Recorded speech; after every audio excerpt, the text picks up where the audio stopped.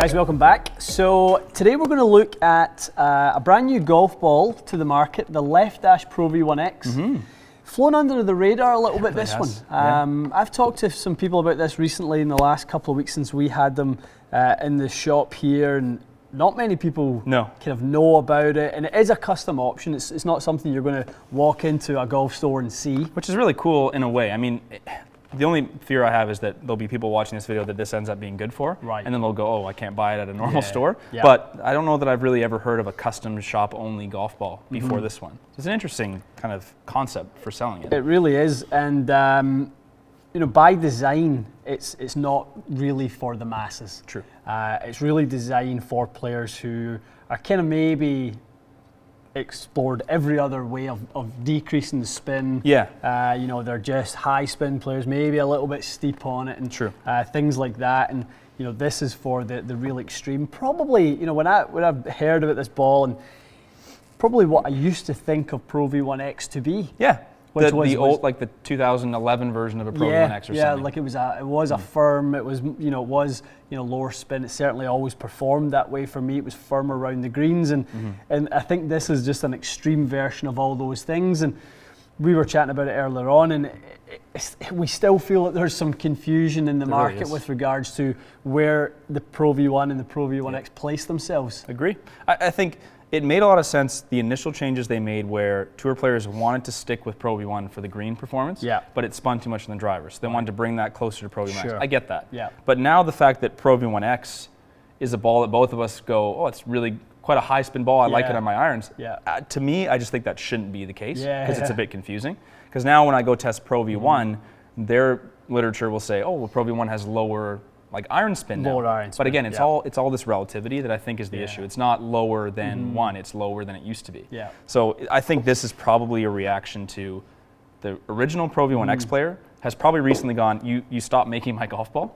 And so now they're making it again. That's a good point, and I'm sure there was some tour players who kind of liked that flight, and you know, maybe there's a few guys out there who, rather than Titleist having to keep stock of old golf balls, of course, they can play a current golf ball. True, and actually support it with like the retail sales, so it's not just a losing money proposition. That's right. So from Titleist standpoint, which is, you know, the economics of this all have to work. You know, they're not going to regurgitate the 2011 version just because, you know, 3 players played it on the tour.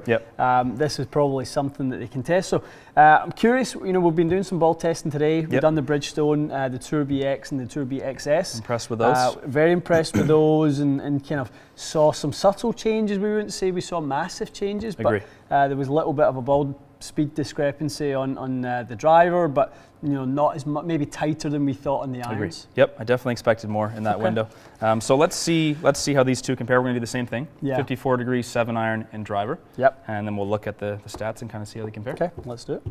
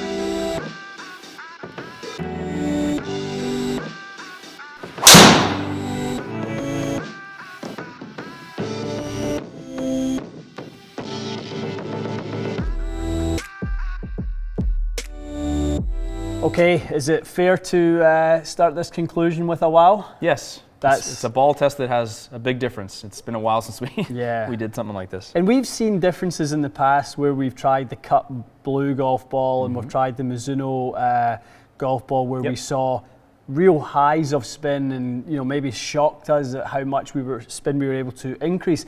I don't think you and I have ever found a ball where we really were able to see the spin decrease so significantly. In like a 4-layer premium ball, no, definitely not. I agree with that. Like AVX is its own thing. Yeah. But no, this is the only time I've seen like a firmer top end ball that can drop, 1,000 RPMs on a wedge and an iron. It's interesting. Well, that's exactly where we're at. So, looking at that first one, launch angle, interestingly, very similar. Not seeing too much. They're both at around 26.5. Pretty much carrying 120 on both. But we initially see 900 RPMs of difference in spin. Tons. Yeah. Quite a lot. Very, very different looking ball. Yeah. That's way more than we're used to seeing. Oh, totally. Certainly, the Bridgestone golf ball, again, to use that as a comparison, we saw, a couple of hundred? Yeah, they were, I have it right in front of me, so I might as well answer you. They were separated by 230 between the BX and the BXS. Yeah. So, that was almost the point of, I think we confirmed there was a difference, but it's so close almost that you're almost like, okay, well, did I hit those both the same? Like they're almost a tight race. These are widely separated. And what's fair to say, actually adding that into it, it's probably fair to add that it's not so much that the left dash was crazy low spin. Agree. Actually, it's that the ProV1X was very high spin with the wedges. Good so point. for those of you who use the ProV1X and probably are expecting that lower spin still, and I know there's a lot of people who still look for that lower spin. It's true. It's one of the highest spinning golf balls we've tested with the wedges. Agree. Yep. Totally agree. Yeah, it's really come a long way from where it was before, and we've seen that with the 7-iron here as well. Like the 7-iron spin on that ProV1X is way higher than it used to be. So let's look at the 7-irons. Again, we see a massive difference, a 7-yard gap in total carry because of the 1,000 RPM difference in spin. A little bit more speed, a little bit less spin, 7 yards extra. So we are starting to see them separate more in distance now. Totally. Obviously the spin was there in the first one, but now we're starting to see the separation in distance. And then I think the driver was probably the wow factor for us. Which is usually the boring factor because they usually end up being exactly the same on golf balls. But this is probably about as much as we've seen between two balls this close in a range. Yeah, so we see 12 yards in sort of difference.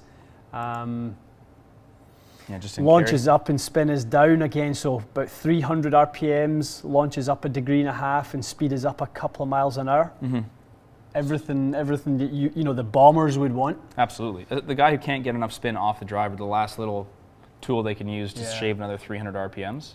They've probably, you fit the guy who you've got the new TaylorMade drivers down to 7.5 degrees. You're doing all this stuff. Down to 6 if. You can go, and so this is the last way you can go. Okay, well now I can get you from 2,500 to 2,200 with the golf ball. So it's a big deal, and a little more ball speed, two in the shade, more couple miles an hour. And actually, when you were sort of chasing it down, you had a higher window with the.